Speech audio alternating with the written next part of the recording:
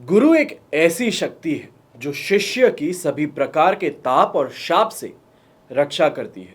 गुरु के महत्व पर संत शिरोमणि तुलसीदास ने रामचरितमानस में लिखा है, गुरु बिनु भव निधि तरई न कोई, जो बिरची शंकर सम होई।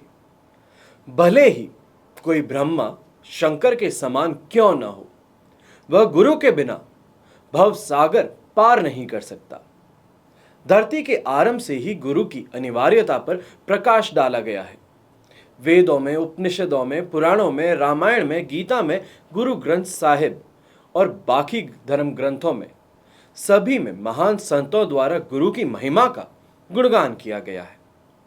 गुरु और भगवान में कोई अंतर नहीं है और तुलसीदास जी ने रामचरितमानस में लिखा है, बंदों गुरु पद कंज कृपा सिंधु, नर रूप हरि, महामोह तम पुंज जासु बचन रबिकर निकर। मतलब गुरु मनुष्य रूप में नारायण ही है। मैं उनके चरण कमलों की वंदना करता हूं। जैसे सूर्य के निकलने पर अंधेरा नष्ट हो जाता है, वैसे ही उनके वचनों से मोह रूपी अंधकार का नाश हो जाता है। किसी भी प्रकार की विद्या या ज्ञान हो, उसे किसी दक्ष गुरु से ही सीखना चाहिए है। जप तप यज्ञ दान, इन सब में भी गुरु की दिशा निर्देशन जरूरी है। और इनकी विधि क्या है? अविधि पूर्वक किए गए सभी शुभ कर्म भी व्यर्थ ही सिद्ध होते हैं, जिनका कोई उचित फल नहीं मिलता। स्वयं की अहंकार की दृष्टि से किए गए सभी उत्तम माने जाने वाले काम भी मनुष्य के पतन का कारण बन जाते हैं। भौतिकवाद में भी गुरु की आवश्यकता होती है। सबसे बड़ा तीर्थ तो गुरुदेव ही है, जिनकी कृपा से फल अनायास ही प्राप्त हो जाता है। और गुरुदेव का निवास स्थान शिष्य के लिए तीर्थ स्थल है। उनका चरणामृत भी गंगा जल है। वह मोक्ष प्रदान करने वाले हैं और गुरु से इन सब का फल अनायास ही मिल जाता है। ऐसी गुरु की महिमा है। तीर्थ गए तो एक फल, संत मिले फल चार, सदगुरु मिले तो अनंत फल, कहे कबीर विचार। मनुष्य का अज्ञान यही है कि उसने भौतिक जगत की ही परम सत्य मान लिया है और उसके मूल कारण चेतन को भुला दिया है, जबकि सृष्टि की समस्त क्रियाओं का मूल चेतन शक्ति ही है। और चेतन मूल तत्व को न मानकर जड़ शक्ति को ही सब कुछ मान लेना अज्ञानता है। इस अज्ञान का नाश कर परमात्मा का ज्ञान कराने वाले गुरु होते हैं। किसी गुरु से ज्ञान प्राप्त करने के लिए सबसे पहली प्रथम आवश्यकता समर्पण की होती है। समर्पण भाव से ही गुरु का प्रसाद शिष्य को मिलता है और शिष्य को अपना सर्वस्व श्री गुरुदेव के चरणों में समर्पित कर देना चाहिए। इसी संदर्भ में यह उल्लेख किया गया है, यह तन विष की बेलरी और गुरु अमृत का खान, शीश दिया जो गुरु मिले तो भी सस्ता जान। गुरु ज्ञान गुरु से भी अधिक महत्वपूर्ण है। प्राय शिष्य गुरु को मानते हैं पर उनके संदेशों को नहीं मानते।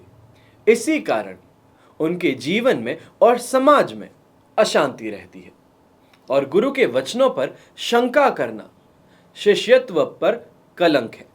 जिस दिन शिष्य ने गुरु को मानना शुरू किया, उसी दिन से उसका उत्थान शुरू हो जाता है।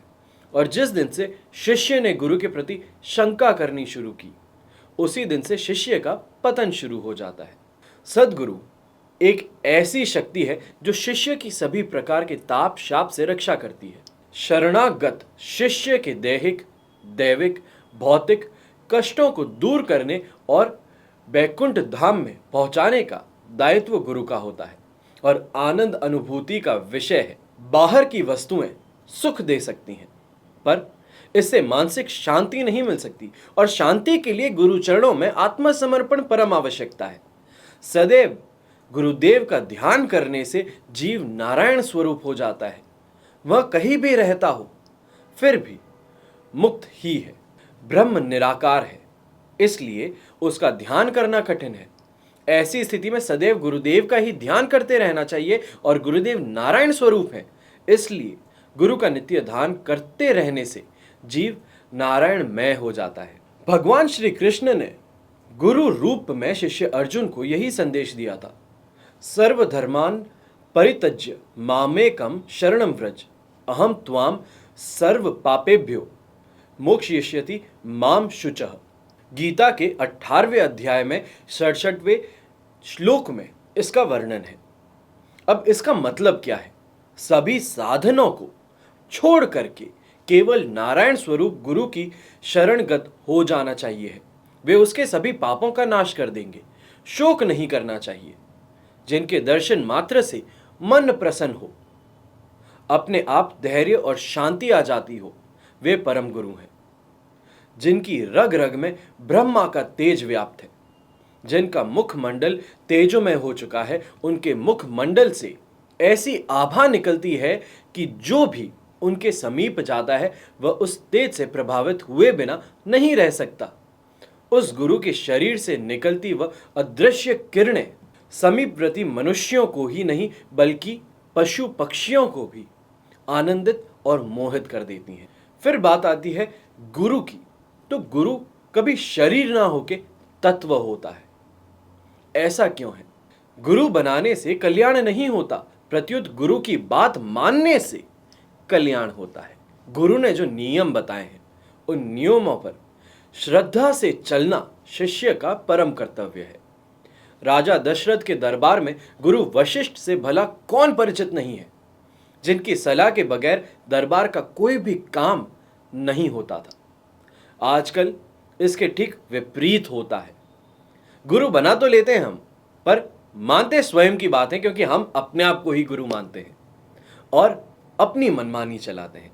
संत कबीरदास जी भी कहते हैं, गुरु को सिर राखिए चालिए आज्ञा माही, कहे कबीरता दास को तीन लोकों भय नाही। मतलब गुरु को अपना सिर मुकुट मानकर उसकी आज्ञा में चलो। कबीर साहब कहते हैं, ऐसे शिष्य सेवक को तीनों लोकों से भय नहीं है। अपने गुरुदेव के प्रति श्री राम जी कहते हैं, सेवक सदन स्वामी आगमनु, मंगल मूल अमंगल दमनु, तदपि उचित जनु बोली सप्रीति, पठई काज नाथ असी नीति। इसका मतलब यह है कि यद्यपि सेवक के घर स्वामी का पधारना मंगलों का मूल और अमंगलों का नाश करने वाला होता है, तथापि हे नाथ, उचित तो यही था कि प्रेम पूर्वक दास को ही कार्य के लिए बुला भेजते। ऐसी ही नीति है। और त्रिलोकपति भी जिन गुरु का गुणगान करते हैं, ऐसे गुरु के रूठने पर कहीं भी ठोर नहीं। संत कबीरदास जी भी कहते हैं, हरि रूठे गुरु ठोर है, गुरु रूठे नहीं ठोर। मतलब भगवान के रूठने पर तो गुरु की शरण रक्षा कर सकती है, पर गुरु के रूठने पर कहीं भी शरण मिलना संभव नहीं है। आशा करता हूं कि आज का ये एपिसोड, गुरु पूर्णिमा पर जो एपिसोड ये है, ये आपको पसंद आया हो।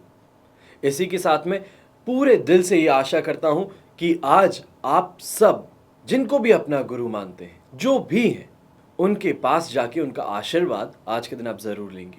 और अगर वो गुरु इस लोक में अब नहीं, तो उन्हें याद करके, स्मरण करके अपने आप को और ज्यादा भाग्यशाली मानेंगे। अब बात आती है कि आप गुरु किन्हें माने। तो कोई भी इंसान आपको ये नहीं बोल सकता है कि आप उन्हें गुरु बुलाइए, आप उन्हें गुरुजी बुलाइए, गुरुदेव बुलाइए। सबसे पहले गुरु माता पिता, उनके बाद में आपके शिक्षक, और उनके बाद में आपके धर्म के ग्रंथ, और उसके बाद में आपके धर्म के गुरु। जिनको भी आप माने, जो भी इंसान आपको अपनी जिंदगी में सही राह दिखाता है, आपकी मदद करता है, आपकी रक्षा करता है, वह सब आपके गुरु हैं। तो आज ऐसे सभी गुरुओं को मेरा नमन। हमेशा की तरह यही प्रार्थना करूंगा कि आप और आपका परिवार सदैव सुखी रहे, संपन्न रहे, सुरक्षित रहे। घर में बड़े बूढ़ों का साथ और आशीर्वाद हमेशा आपके साथ में बना रहे। खास तौर पे आपके गुरु जी का आशीर्वाद आपके साथ में जरूर बना रहे।